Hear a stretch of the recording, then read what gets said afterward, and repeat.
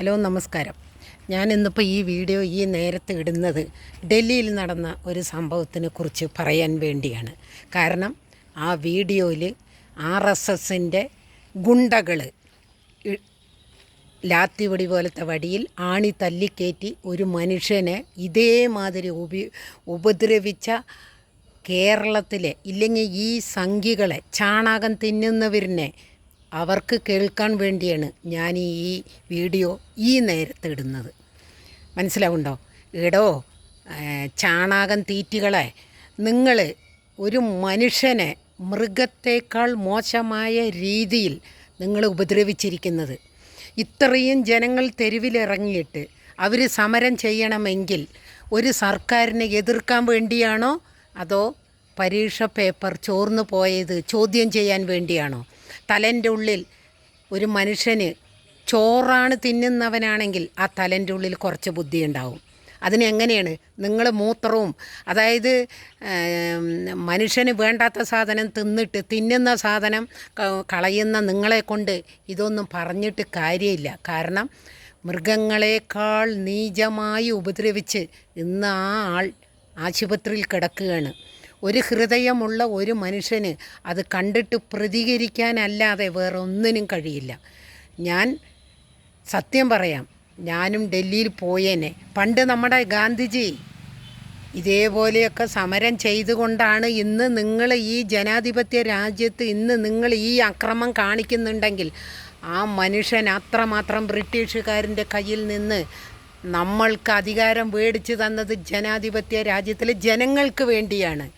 അല്ലാതെ ഒരു പാർട്ടിക്ക് വേണ്ടിയും നിങ്ങൾ ഹിന്ദു രാഷ്ട്രമാണ്, ഹിന്ദു ജനാധിപത്യ രാജ്യമാണെന്നും പറഞ്ഞ് നിങ്ങളിൻ്റെ അടിമകളാക്കാൻ നോക്കിയ ഈ ജനങ്ങൾ ഒരു കാലത്ത് നിങ്ങളെ തിരിഞ്ഞു കൊത്തുന്ന സമയം തീർച്ചയായിട്ടും വരും.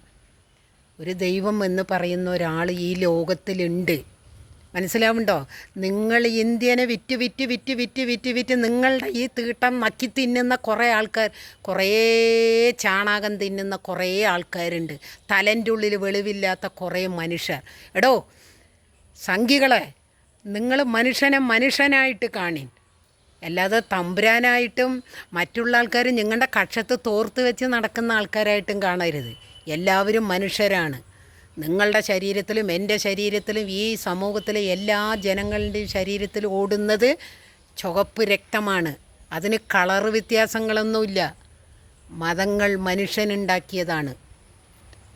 ദൈവം ഇന്ന മതത്തിൽ എന്ന് പറഞ്ഞ് ആരിനെയും ജനിപ്പിക്കണമെന്നില്ല. മനസ്സിലാവുണ്ടോ? ഒരു മനുഷ്യനെ ഈ വടിയും കൊണ്ട് ഇങ്ങനെ ആണി തല്ലിക്കയറ്റി തല്ലിച്ചതയ്ക്കണമെങ്കിൽ നാളെയല്ല, നിങ്ങൾ 12 കൊല്ലമായല്ലോ ഇന്ത്യ ഭരിക്കാൻ തുടങ്ങിയിട്ട്. എന്തുണ്ടാക്കി നിങ്ങൾ? കുറേ അന്യരാജ്യങ്ങൾ പോയിട്ട് ചിറ്റി അടിച്ചിട്ട് വന്ന് അവരിൻ്റെ നക്കാപ്പിച്ച തീട്ടവും വാങ്ങി തിന്ന് എന്നിട്ട് അവരിനെ സപ്പോർട്ട് ചെയ്യണം നിങ്ങളെപ്പോലെയുള്ള മൂത്രം കുടിയന്മാരോടാണ് ഞാൻ ഈ ചോദ്യം ചോദിക്കുന്നത്. നിങ്ങളൊക്കെ മനുഷ്യനാണോ? ആണോ? ഒരു ജനാധിപത്യ രാജ്യത്ത് ഒരു ജനത്തിനും ജീവിക്കാൻ പറ്റാത്ത ചുറ്റുപാട് ഉണ്ടാക്കി വെച്ചിട്ട് നിങ്ങളൊക്കെ തീട്ടം തിന്നിട്ട് മുകളിൽ ദൈവങ്ങളിൻ്റെ പൈസയും കട്ടുകൊണ്ട് പോയിട്ട് നിങ്ങളൊക്കെ തിന്നുന്നുണ്ടല്ലോ. സാധാരണപ്പെട്ട മനുഷ്യരിൻ്റെ തീട്ടം തിന്നുന്ന ആൾക്കാരാണ് നിങ്ങൾ. അല്ലാതെ നിങ്ങളിലൊന്നും മനുഷ്യരിൽ പെടുത്താൻ പറ്റില്ല. ഞാൻ നിങ്ങളെപ്പോലെയുള്ള ഒരു ചാണകം തീറ്റികൾക്കും എൻ്റെ വീഡിയോയിലോ എൻ്റെ ഇതിലോ ഞാൻ ലൈക്ക് അടിക്കാറുമില്ല, ഞാൻ അവർക്ക് കമൻ്റ് എഴുതാറുമില്ല. കാരണം എൻ്റെ ജീവിതത്തിൽ നിങ്ങളെ അത്രമാത്രം എനിക്ക് വെറുപ്പാണ്. മനസ്സിലാവുണ്ടോ? മനുഷ്യനെ മനുഷ്യനായി കാണാൻ പറ്റാത്ത ഈ പാർട്ടിക്ക് നാളെ എന്ത് സംഭവിക്കും എന്നുള്ളത് കണ്ട് തന്നെ നിങ്ങൾ മനസ്സിലാക്കണം. ഇന്ത്യ ഒരു കാലത്ത് ഒരുപാട് നിങ്ങൾ ഈ 12 വർഷത്തിൻ്റെ ഉള്ളിൽ ചെയ്തു കൂട്ടിയിട്ടുണ്ട്. അതിന് തലയിൽ വല്ലതും ഉള്ളവർക്ക് മാത്രമേ അതിനെക്കുറിച്ച് മനസ്സിലാവുള്ളൂ.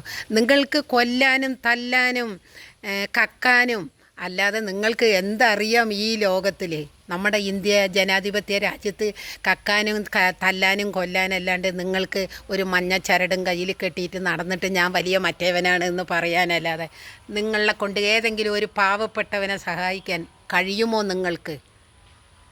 തൃശ്ശൂർ ഒരാളുണ്ടല്ലോ, അയാളെ ഞാൻ ഒരുപാട് ബഹുമാനിച്ച ഒരു മനുഷ്യനായിരുന്നു. ആ തൃശ്ശൂരുള്ള ഒരു മനുഷ്യൻ, പേര് പോലും ഞാൻ അയാളെ പറയാൻ ആഗ്രഹിക്കുന്നില്ല.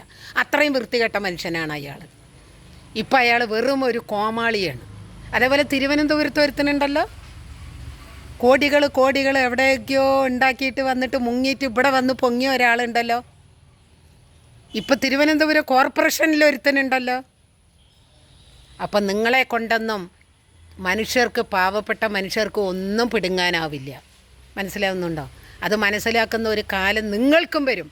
നാളെ നിങ്ങളുടെ മക്കളും ഇതേപോലെ പഠിക്കാൻ പറ്റാതെ എത്രയോ കുഞ്ഞുങ്ങൾ ആത്മഹത്യ ചെയ്തിരിക്കുന്നു, എത്രയോ അച്ഛനമ്മമാർ കരയുന്നു.